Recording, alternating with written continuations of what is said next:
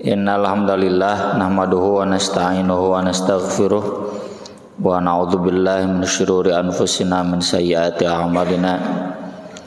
Asyhadu an la ilaha illallah wahdahu la syarikalah wa asyhadu anna Muhammadan abduhu wa rasuluhu alladzi la nabiyya wa la rasula ba'dah. Allahumma shalli wa sallim wa barik ala Muhammad wa ala alihi wa sahbihi wa man tabi'ahum bi ihsan amma ba'd. Halaman 392.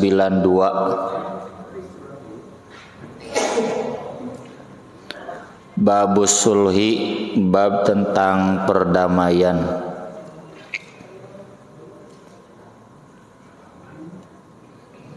Ini lagu populer dulu, perdamaian.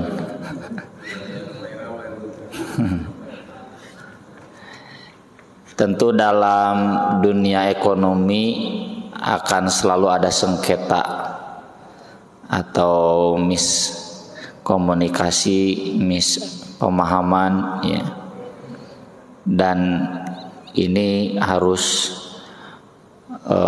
dilakukan semacam islah, dan untuk mencegahnya pun itu harus dibuat aturan-aturan agar tidak terjadi kesalahpahaman, penyimpangan, begitu kan? Yang namanya perundang-undangan itu diatur agar mencegah penyimpangan-penyimpangan, sengketa-sengketa. Contoh sekarang katanya Bapak Mahfud MD sedang mendorong DPR untuk bikin undang-undang tentang aset negara itu, ya, penggelapan aset negara. Kenapa dibuat? Untuk mencegah itu karena terjadi. Atau contoh korupsi, dulu nggak ada undang-undang korupsi, undang-undang HAM dulu nggak ada, tapi seiring ada kasus-kasus penyimpangan maka dibikin aturan agar beres.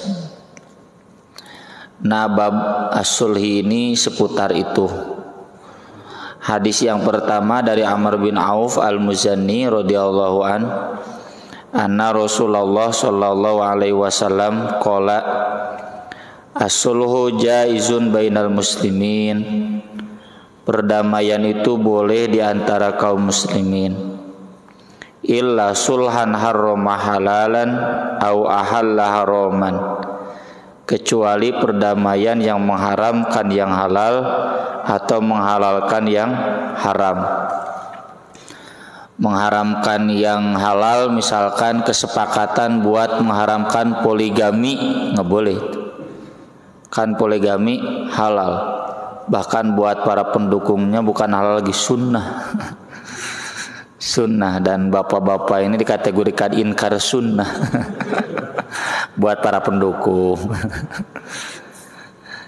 Yang berikutnya au ahalla haraman, menghalalkan yang haram. Kesepakatan untuk menghalalkan LGBT, ya. Kita bersyukur MUI masih bisa bersuara.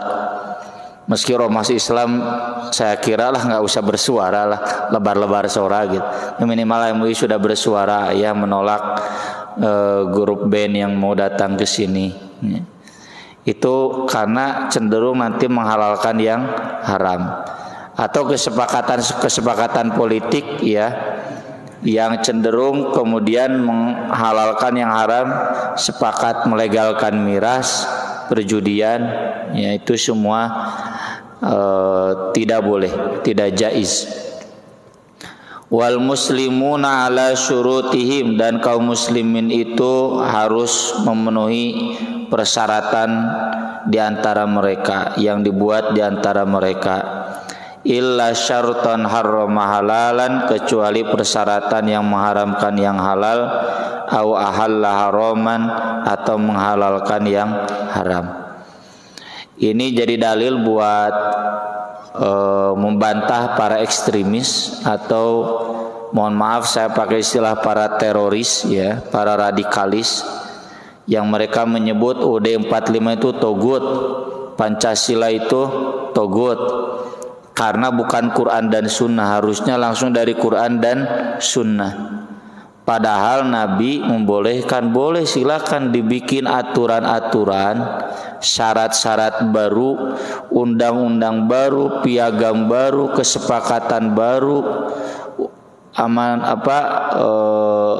undang-undang dasar baru, konstitusi baru, silakan. Sejak zaman khalifah juga mereka bikin peraturan-peraturan baru, asal undang-undang itu tidak menghalalkan yang haram atau mengharamkan yang halal. Dan sepengetahuan kita ini alhamdulillah dikawal ya, Pancasila itu, Piagam Jakarta itu tidak mengharamkan yang halal atau menghalalkan yang haram. Jadi boleh. UUD 45 itu tidak mengharamkan yang halal dan menghalalkan yang haram. Jadi boleh. Meskipun ada HAM tetap aja dikunci. HAM itu tidak boleh bertentangan dengan agama, tanggus dikunci. Meskipun bebas bersuara, si Ahok kan dalilnya kebebasan berpendapat, dikunci ku pasal eta. Ya. Meskipun ada tentang kekayaan negara, tetap saja dikunci ya, harus dikendalikan oleh negara. Dan ini contoh-contoh bahwa UUD 45 itu bisa ya sesuai dengan syariat, termasuk UUD 45 yang awal-awal apalagi presiden harus muslim ya, itu kan tata Islami pisan. Jadi keliru kalau mereka menilai negara kita negara togut hanya karena menilai Pancasila UUD 45 itu katanya bukan dari Quran dan Sunnah. Padahal itu dilegalkan oleh Nabi. Ini dalilnya, boleh silakan, selama tidak mengharamkan yang halal atau menghalalkan yang haram. Demikian juga perjanjian-perjanjian antara bapak yang melakukan transaksi jual beli rumah, jual beli tanah, janjinya begini, selama itu tidak mengharamkan yang halal atau menghalalkan yang haram, silakan boleh. Kemudian hadis 895 ini hanya keterangan sanad. Langsung ke 896, wa Nabi Hurairah radhiyallahu an anna Nabiyya sallallahu alaihi wasallam maqal la yamna, tidak boleh melarang jarun seorang tetangga, jarohu kepada tetangganya, an yaghriza untuk memasang khosyabatan kayu fi jidarihi di dinding rumahnya. Tsumma yaqul Abu Hurairah, kemudian Abu Hurairah berkata, mali arakum anha muridin, kenapa aku melihat kalian berpaling? Jadi ketika Abu Hurairah menyampaikan hadis ini, jamaah yang hadir saat itu dalam riwayat lain menundukkan kepala, ada juga yang menoleh lalu kemudian berbalik karena tidak setuju dengan keputusan ini, dengan hadis ini. Maka Abu Hurairah menegur mereka, kenapa kalian berpaling? Apa tidak suka dengan hukum Allah? Wallahi la armiyanna biha baina aktafikum, demi Allah aku akan lemparkan kayu itu di antara bahu-bahu kalian. Maksudnya tetangga yang membangun berdempetan dengan rumah tetangganya, selama itu tidak mengambil lahan tetangganya boleh. Tekudu minta izin heula deui, dan memang ieu mah lahannya lahan saya, kabar bersebelahan tempelkeun we. Nah zaman dulu itu ada yang keberatan, melarang, tidak boleh, kan harus sekeridoan hati. Kalau tetangga sebelahnya tidak ridho ya nggak boleh. Nah hadis ini mengecualikan itu, meski ada ketentuan dalam interaksi masyarakat itu sekerelaan hati harus rela. Apa ruginya kalau tetangga ikut nempel bangunannya ke bangunan kita, tidak merugikan apapun ya. Ini fikihnya begitu, bukan berarti boleh masuk ke lahan kita seenaknya. Kalau itu lahan kita ya jelas harus izin kita. Ini masalahnya cuma menempelkan, tidak mengurangi hak dari tetangganya. Yang dilarang itu oleh Nabi meninggikan bangunan tanpa seizin tetangganya, itu nggak boleh. Ya, apalagi yang sampai menghalangi jalan, ya. Sampai Ridwan Kamil turun tangan tuh di ujung Brung. Kadieu itu diberi jalan, kadieu itu diberi jalan, kesini nggak dikasih jalan. Nah itu nggak boleh itu. Jangankan menutup jalan, meninggikan bangunan saja harus izin tetangga. Minta izin. Tapi kalau menempelkan itu nggak harus minta izin. Tidak bertentangan dengan hadis berikutnya dari Abu Humaid As-Sa'idi radhiyallahu anhu qala Rasulullah sallallahu alaihi wasallam la yahillu limri'in an ya'khudha 'asa akhihi. Tidak halal bagi seseorang mengambil tongkat saudaranya. Tongkat meda kalau kita pakai dan mual ngurangan. Ya, kecuali mau diragaji, dipotong, dirusak. Ini misalkan dipakai buat apa ya, nenggel naon atau meraih apa, pinjam tongkat. Itu nggak boleh. Bi ghairi tibi nafsin minhu, tanpa kerelaan hati dari pemiliknya. Hadis ini nggak bertentangan hadis tadi. Kok hadis ini harus kerelaan hati, tapi hadis yang tadi Nabi mengatakan tetangga harus nerima meskipun tidak rela. Jawabannya kata para ulama, hadis yang di bawah ini umum. Intinya jangan sampai ada interaksi kita di masyarakat yang tidak sekerelaan hati tetangga kita atau orang sekitar kita. Tapi dalam hal-hal tertentu yang tidak ada ruginya, meskipun tidak ada kerelaan, tidak ada izin, maka halal. Dan yang salahnya itu yang tidak relanya. Makanya tadi kata Abu Hurairah, baledokeun sia teh cenah kaina. Masa menempelkan bangunan aja nggak boleh? Di perumahan we nararempel banyak. Ya, mungkinnya kecuali anu lahan lega ya, yang dia beli lahannya juga dengan halaman sekitarnya. Jadi kalau tidak kan nempel.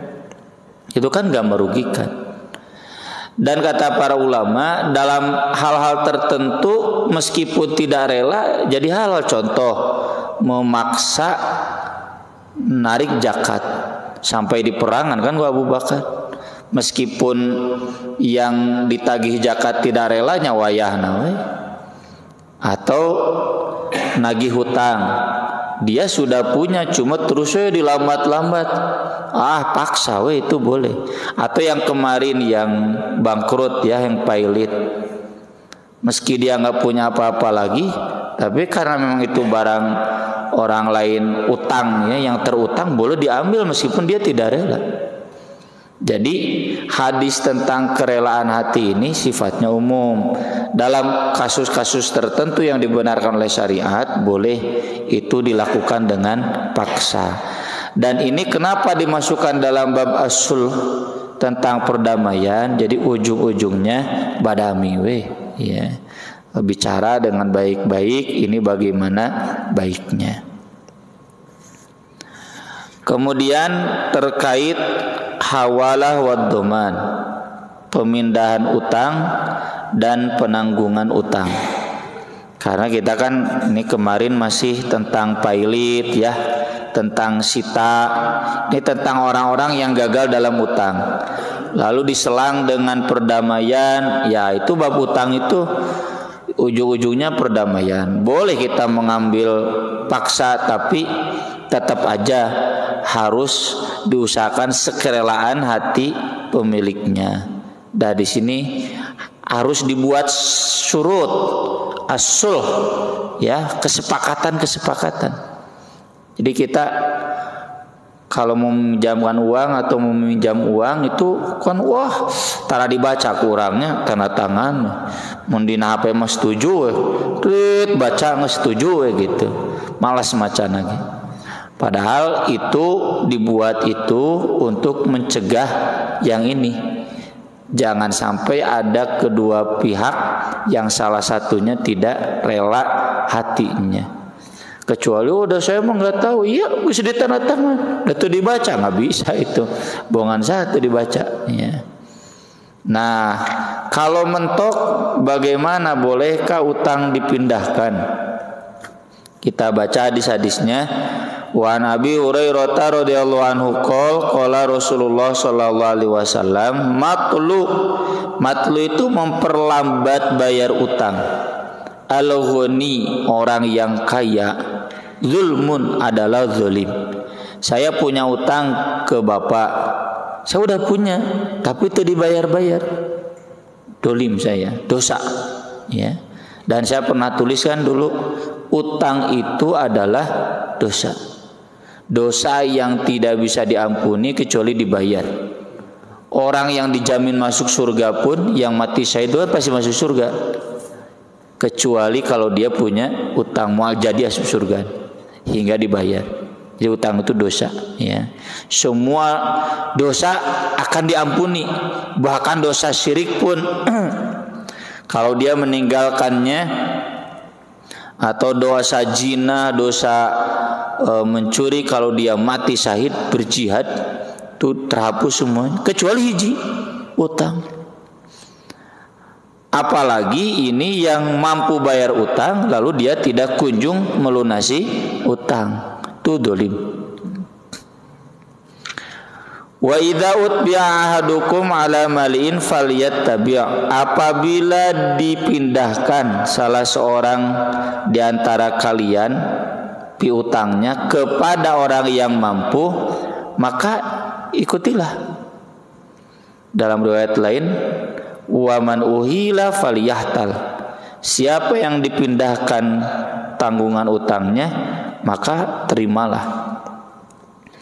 Tapi perintah menerima ini bukan perintah wajib. Contoh, adik saya punya utang, ditagih ku debt collector, nggak bisa bayar. Kata adik saya, tagih saja ke kakak saya. Dia punya buat bayar jual, nagih ke abdi. Boleh kalau saya punya. Yang kedua, kalau saya mau. Jadi perintah ini bukan wajib, sepakat. Karena kan yang wajib bayar utang dia. Kecuali kalau dia meninggal dunia, maka utang itu tanggung jawab ahli waris. Makanya di ayat-ayat waris, mim ba'di wasiyati yusi biha au dain. Karena tanggung jawab ahli waris dari warisannya, bayar dulu utang. Kalau nggak ada warisannya berarti tanggung jawab ahli waris. Kalau masih hidup dipindahkan ke saya, saya boleh menolak. Ya. Tapi di sini Nabi menganjurkan, seandainya ada tetangga kita, keluarga kita yang gagal bayar, lalu dipindahkan ke kita, kitanya mali, terima saja. Itu sebagai sebuah kebaikan pangmayarkeun. Nyalah 3 kali wae 4 kali nama ulah, ya. Katutumanan. Kangeunahan. Nah, pernah ada wacana utang negara itu ditanggung oleh rakyat. Itu wacana yang absurd, yang ngaco. Nu nganjuk saha nah urang nu mayar. Setiap bayi yang lahir sudah terbebani utang 6 juta. Ya memang Presiden Ayeuna nganjukna edan mun. Ai SBY mah ban di akhir masa jabatan teh ngalunasan utang semua. Keun bae jalan tol mangkrak oge gitu. Ayeuna mah gagayaan. Keren ban ayeuna mah. Keren teh jeung kere teh bedana N. Kere mah ngada N, keren mah ada N teh nganjuk. Ngutang presiden mau gaya kereta cepat, ya. Ibu kota pindah, terus jalan tol, wah tuh masif di mana-mana, jangan nganjuk gitu. Nah itu katanya tanggung jawab kita, salah. Utang itu bisa dipindahkan kepada yang mampu bayar. Kita mampu bayar utang negara, boro-boro. Yang kedua, utang itu dipindahkan kalau yang berutangnya udah nggak mampu bayar. Memang negara itu mampu bayar, masih mampu. Dan itu di ACC ku DPR. Utang kita itu baru 30% APBN. Jadi akhirnya jangan nutupanana. Jual pulau hiji ya, Kalimantan katutup kabeh. Jual pulau hiji we Nusa Kambangan teh jual jeung eusi-eusina. Tuh katutup ya. Jadi absurd ya kalau ada logika ini beban utangnya jadi beban utang rakyat sah urang mah teu pernah nganyuknya. Dan nggak pernah di ACC. Kalaupun mau itu partai-partai yang meng-ACC utang taeta tanggung jawab manehna, tanggung jawab partai bongan buat di ACC. Kategori gagal bayar itu kalau utangnya sudah 60% APBN. Nah itu gagal bayar, bangkrut. 50% pun sudah dikategorikan rogue state ya, sudah kategorikan negara gagal. Kayak Bangladesh ya, sekarang Sri Lanka itu sudah masuk kategori itu. Inggris gejigana dekadinya ya, sedang kacau Inggris.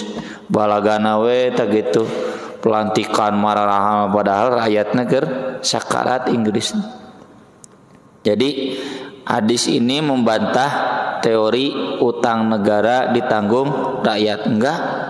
Atau cenah teh sana utang da lobana mah 80% mah utang swasta. Cuma memang negara jadi penjaminnya gitu kan. Kan di kita mah gitu, negara teh ngajamin bala leunghar. So koperasi suntikan danana sabaraha? Moal 1 triliun 1 miliar gente, ratusan juta gente. Coba Bang, ya bantuan likuidasi BLBI dulu zaman Megawati. Wah, berapa triliun. Zaman SBY wae nu di koar-koar ku Pak JK 6 triliun. Kernaon nambalan nu loba utang. Jadi memang utang swasta penjaminnya negara. Soalnya teorinya kalau mereka nggak mengutang ekonomi nggak jalan. Ya negara penjaminnya, kalau gagal bayar pun negara aya bantuan likuiditas. Ya, lembaga penjamin simpanan. Jadi itunya utang Indonesia, padahal utang pemerintahnya cuma 20%. Yang 80% namun utang swasta. Wan Jabirin radhiyallahu anhu qala tuwfiya rajulun minna, ada yang meninggal salah seorang di antara kami. Fa ghassalnahu, lalu kami memandikannya. Wa hannatnahu, lalu kami mengapasinya pakai kapas ya. Dikapasi itu biar tidak lecet ya, tidak sakit. Ya kayak kita luka diperban. Karena kan mayit sebagaimana sudah pernah kita bahas harus diperlakukan seperti orang hidup. Wa kafannahu, dan kami mengkafaninya. Tsumma ataina bihi Rasulullah sallallahu alaihi wasallam, lalu kami membawanya kepada Rasulullah sallallahu alaihi wasallam. Fakulna, kami bertanya, tusolli alaihi, apakah Anda mau menyolatkannya? Fakhoto khuton, baru juga Nabi melangkah beberapa langkah. Tsumma qala, Nabi tanya, alaihi dain, dia punya utang tidak? Fakulna dinaroni, ada 2 dinar. Ini adab ini memang agak sulit ya. Kadang kita tahunya geus dikurabkeun kakara apal gitu. Dan risihnya di urang mah ieu mun dipraktekkeun deh. Ada datang ke masjid ke DKM, ku Pak Haji teh ketua DKM, utangna sabaraha? Sakitu bayar heula ke menang disolatkeun di dewa. Itu pasti menyinggung ya, kalau begitu. Masih ada utangnya ke mana? Ke BPRKS, KBRI. Wah, kaditu kadieu. Itu kan harus jelas dulu siapa yang menanggungnya. Kalau udah silakan sholatkan di masjid Baitur Rahman gitu. Nabi tanya dulu, ada utang, ada cuma 2 dinar. 2 dinar itu berarti 8 juta ya. Kan 1 dinar kurang lebih 4 juta. Fansorofa, Nabi lalu mundur lagi, nggak jadi menyolatkannya. Fatahammalahuma Abu Qatadah. Nah, lalu menyanggupi untuk menanggungnya Abu Qatadah. Kata Jabir, fatainahu, kami mendatangi lagi Rasul. Faqala Abu Qatadah adinarani alayya. Kata Abu Qatadah, Rasul, biar yang 2 dinar itu tanggung jawab saya buat melunasinya. Meskipun Abu Qatadah ini bukan ahli warisnya. Ini yang tadi. Jadi meskipun bukan ahli waris, kalau memang mampu silakan, cuma tidak wajib. Ya. Omo di Indonesia diurang apalah anu kitu wah ngararanyuk teh beuki kangeunahan we da kege cenah dipangmayarkeun ku Pak Haji anu wah katutumanan. Faqala Rasulullah sallallahu alaihi wasallam haqqul gharim, telah dipenuhi hak orang yang berutang itu, wa bari'a minhuma al-mayyit, dan mayit sudah terlepas dari utang 2 dinar itu. Qala na'am, kata Abu Qatadah, oke. Fa shalla alaih, lalu Nabi pun menyolatkannya. Nah, ini pengajaran dari Nabi betapa pentingnya memperhatikan utang, ya. Nabi memang wafat dengan baju besi yang digadaikan. Nabi juga punya utang membeli gandum. Dan pernah saya bahas kan, Nabi itu berutang bukan karena Nabi miskin, tapi terlampau dermawan, ya. Apa yang Nabi miliki kalau ada yang minta kasih semua. Nanti mana buat makan? Tinggal nginjem. Nginjem lagi ke Yahudi, nggak pinjam ke Abu Tolha, nggak pinjam ke Abu Bakar, pinjam ke Abu Tolha, ke Abu Bakar mah sama dan mengemis. Dah pasti mual daik nginjem kan pasti merek. Ya. Dan Nabi nggak ada mental pengemis kan. Jadi beliau pinjam ke tetangga Yahudi gadai baju besi. Tapi dai digadaikan gitu mah kalau meninggal ada utang itu kan otomatis ada buat bayarnya barang gadai itu. Kan gadai juga mentaksir kan, dia memberikan pinjaman itu sesuai dengan nilai barang gadai. Jadi Nabi udah beres. Terlebih Nabi juga kan meninggalkan harta waris yang banyak, meski bukan harta waris istilahnya, peninggalan. Kalau waris dibagi ke ahli waris, kalau Nabi nggak boleh. Nabi itu nggak ada harta waris buat keluarganya, peninggalan buat kaum muslimin, ya, jadi wakaf. Tapi dalam hadis berikutnya dari Abu Hurairah radhiyallahu anhu, anna Rasulullah sallallahu alaihi wasallam kana yu'ta birrajul al-mutawaffa alaihi dain. Nabi dibawakan seorang laki-laki yang meninggal dunia dan punya utang. Fayas'alu, lalu beliau bertanya, hal taraka lidainihi min qada, apakah dia meninggalkan untuk utangnya itu yang bisa melunasi? Aya jangan lunasana teh cenah. Fa in hudditsa annahu taraka wafaan shalla alaih. Kalau diberitahu ada buat melunasinya utangnya 100 juta, itu mobilnya juga harganya 150, bisa dijual buat bayar utang, maka Nabi menyolatkannya. Jadi sunnah nanya utang nama sama kan. Dan ini yang risih di kita kan. Coba menaik jenazah cana ka Baitur Rahman buat teu Pak Haji ketua DKM, pengurus DKM, iya gak ada utang tuh sabaraha. Siapa yang menanggungnya? Ada buat bayarnya enggak? Cok keluar juga KPK wae cenah. Juga LHKPN wae cenah. Wa illa, tapi kalau tidak ada, siapa yang menanggungnya? Mana buat bayarnya? Nabi berkata, "Shollu ala sahibikum." Silakan salatkan saja oleh kalian sahabat kalian. Nabi enggak mau menyolatkan. Ini jadi dalil salat mayit itu jadi tidak wajib bagi orang yang memiliki utang. Silakan. Nabi enggak mau menyolatkan. Tapi falamma fatahallahu alaihil futuh, ketika Allah sudah memberikan macam-macam kemenangan kepada beliau, penaklukan daerah-daerah kekuasaan. Qala, kata Nabi, ana aula bil mu'minin, saya lebih berhak kepada orang beriman, lebih dekat kepada orang beriman min anfusihim, daripada diri mereka sendiri. Jadi Nabi itu lebih sayang ke diri saya dibanding saya sendiri. Makanya Nabi itu syariatnya semuanya ingin menyelamatkan saya, meskipun kadang saya malas menyelamatkan diri sorangan kan, karena sebagainya. Itu maksudnya, saya lebih dekat kepada kaum mukminin dibanding diri mereka sendiri. Nabi itu berusaha keras agar kita tidak masuk neraka. Ya, digambarkan dalam hadis, saya itu sampai memegang ikat pinggang kamu sekalian agar kamu tidak masuk neraka. Saya sampai menghalang-halang kalian. Kalian menijara raung jono gitu kan neraka. Faman tuwfiya wa alaihi dain, siapa yang meninggal dan memiliki utang, fa alayya qadauhu, maka tanggung jawab saya kodoknya.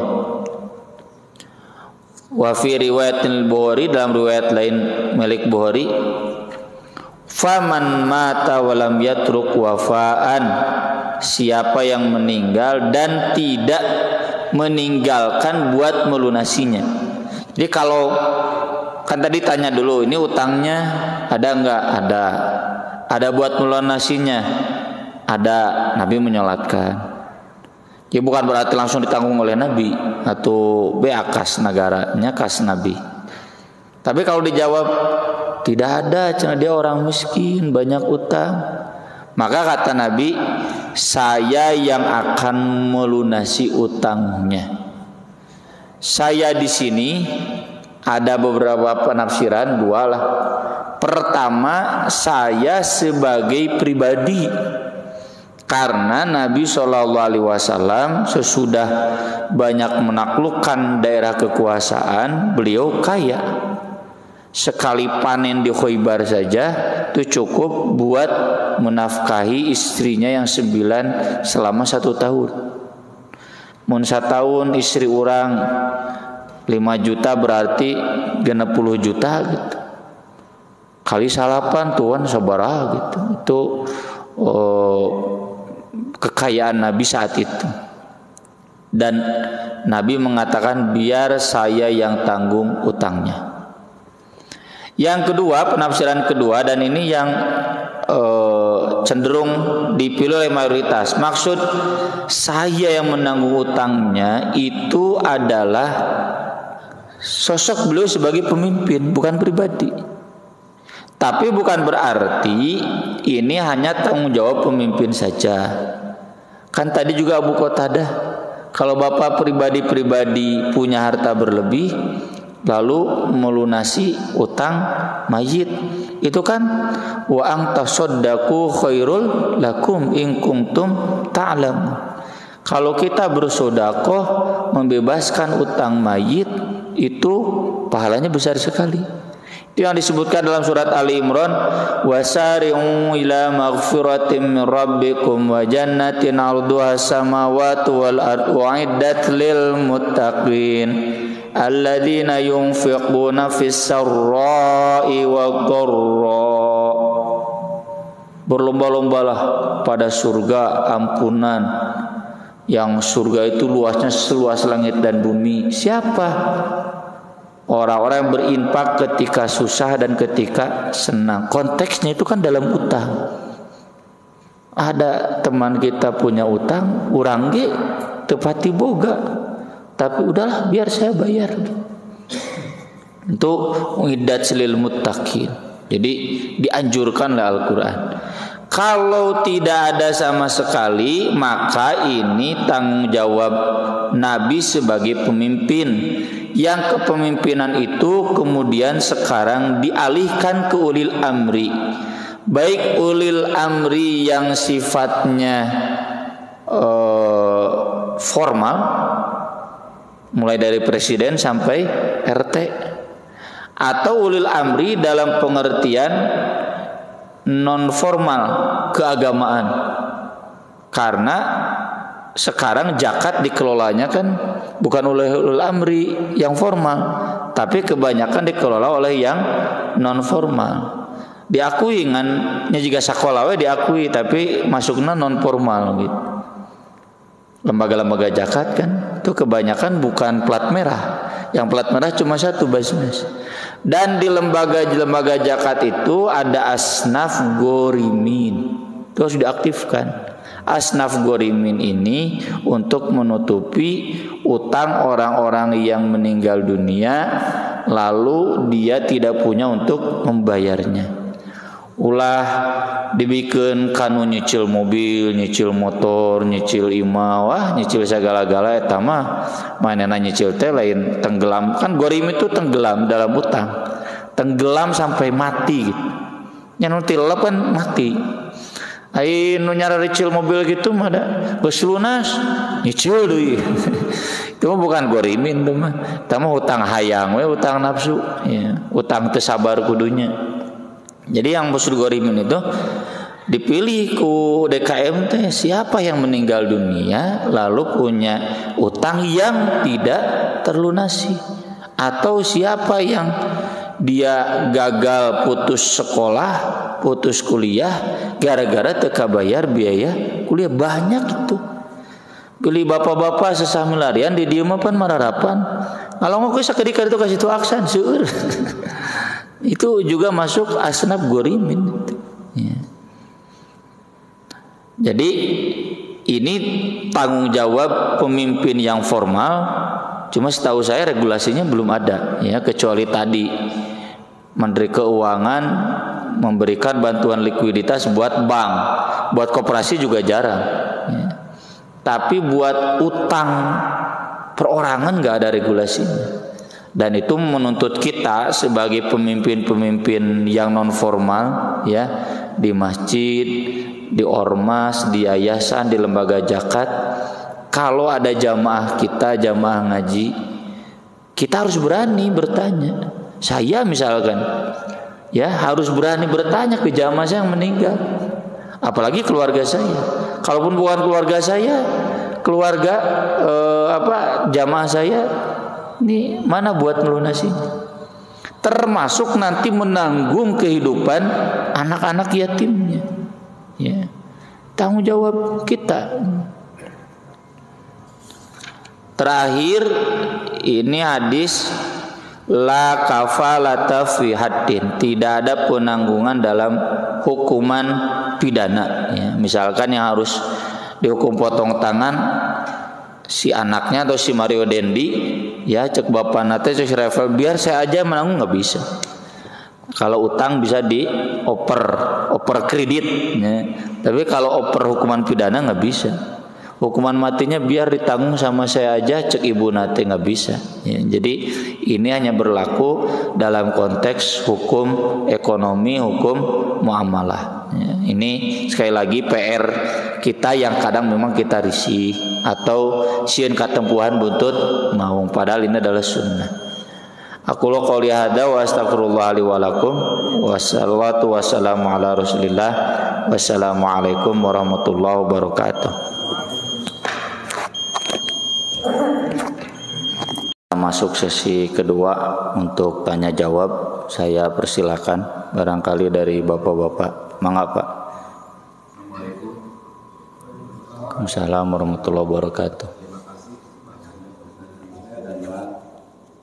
Saya mau menjelaskan ada dua keterangan yang tadi saya terima saat menjelaskan. Penjelasan pertama perihal semua dosa bisa diampuni kecuali kalau setelah punya hutang.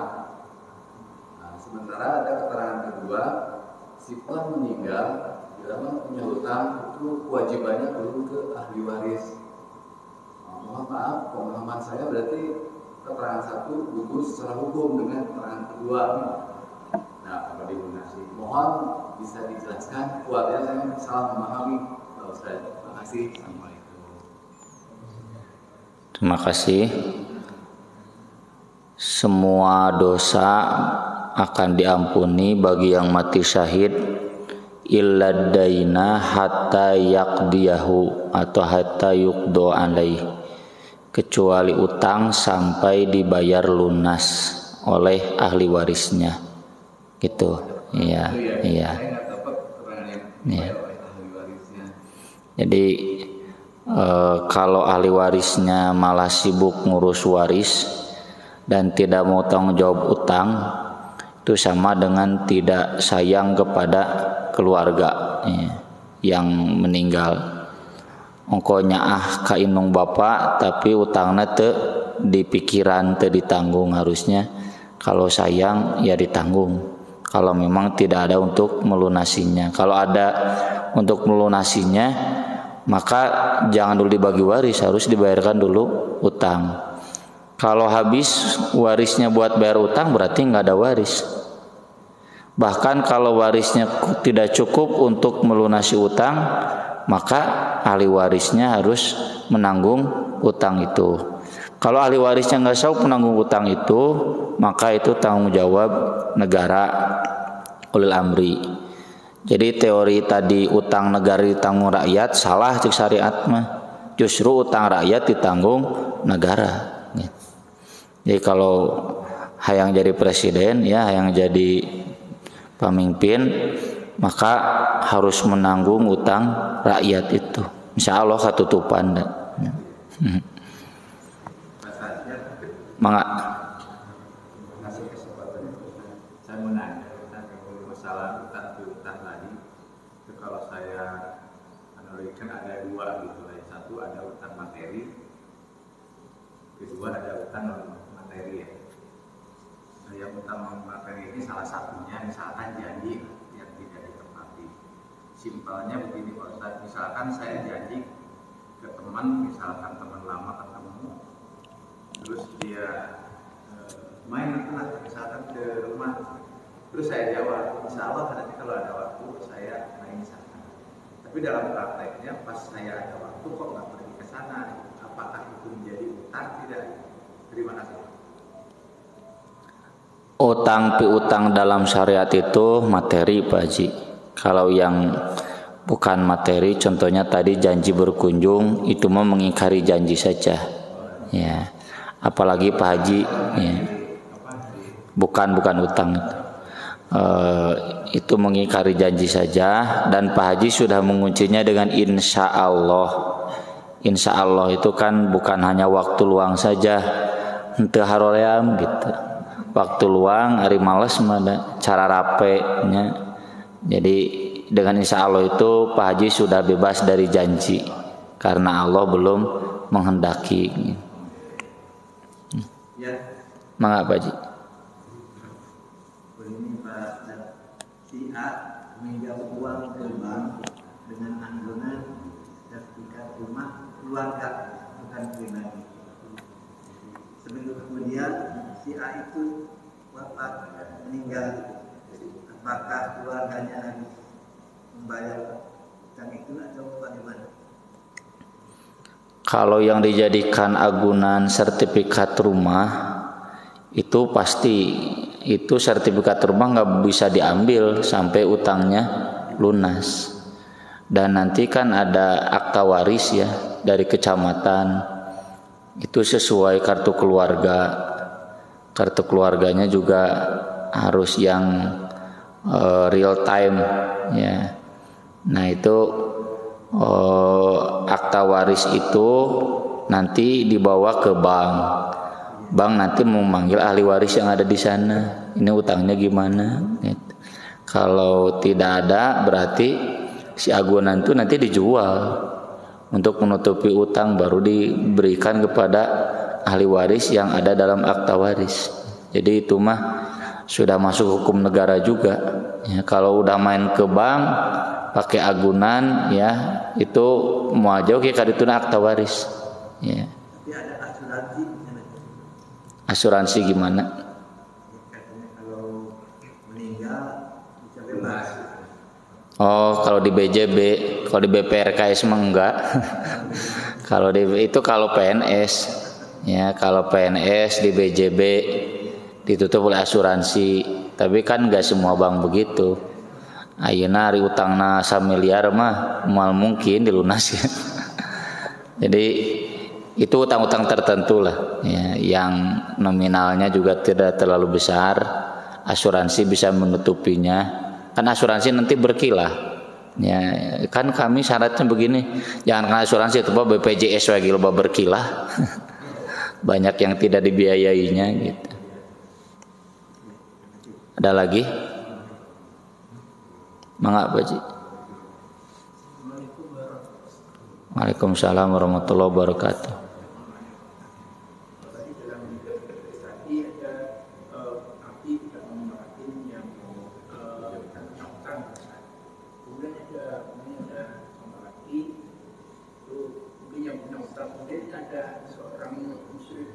Punya seorang muslim tapi dia nggak pernah sholat apa jarang, kemudian dia malam hari raya kadang-kadang. Kira-kira apa itu yang kalau yang tadi kita perlu nyolatin kalau dia meninggal. Itu masuknya pelaku dosa besar.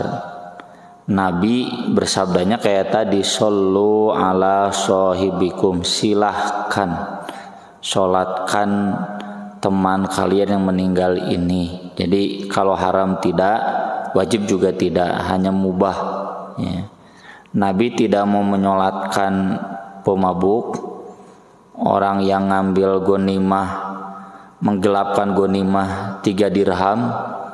3 dirham itu paling 30.000 ya. Nggak mau disolatkan oleh Nabi karena dia menggelapkan uang kenceleng 30.000. Dan ketemu itu ya.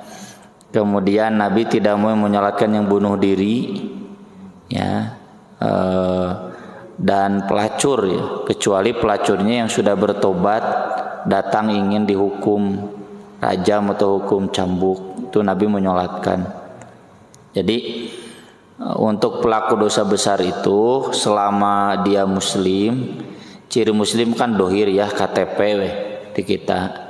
Kalau tidak KTP lihat silsilah keluarga ya, siga dorce nya muslim lain, tanya keluarganya gitu, dan oleh keluarganya kan disolatkannya sebagai laki-laki. Itu tanggung jawab keluarga teu kumaha dorce kan. Jadi lihat dohirnya. Tapi kalau yang non muslim ya jelas tuh nggak boleh ya, haram. Tapi kalau pelaku dosa besar, koruptor misalkan mati di penjara yang lagi menjalani hukuman dan belum tahu tobat atau tidaknya, itu boleh disolatkan, boleh juga tidak ya. Ada lagi? Mengapa? Terkait dengan tanggungan utang, tapi mungkin kalau di negara kita belum bisa lah ya, pemerintah menanggung rakyatnya. Tapi mungkin kalau di negara dengan syariat Islam begitu, otomatis rakyat yang meninggal dan punya utang tidak ditanggung atau tidak mempunyai waris yang bisa bayarkan, itu kita tanggung negara saja. Kalau negaranya katakan karena sesuatu tidak mengetahui gitu, apa itu meninggal dan punya utang, dosanya pada siapa?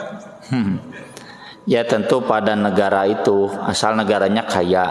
Tadi juga kan di hadisnya, falamma fataha alaihil futuh, setelah Nabi kaya, banyak daerah yang ditaklukkan, jadi kas negaranya banyak, Nabi juga banyak hartanya, maka Nabi yang harus menanggung utang rakyatnya itu. Kalau rakyat negaranya acuh, yaitu dosa ya, dosa bagi pemimpinnya, bagi negaranya, bagi para pembuat ya, pemangku kewenangan di negara itu, kenapa tidak dibikin. Terlepas dari itu, kita juga ikut andil dosa karena zakat yang jelas ada asnaf gorimin tidak kita aktifkan ya, harusnya zakat itu diaktifkan untuk itu ya.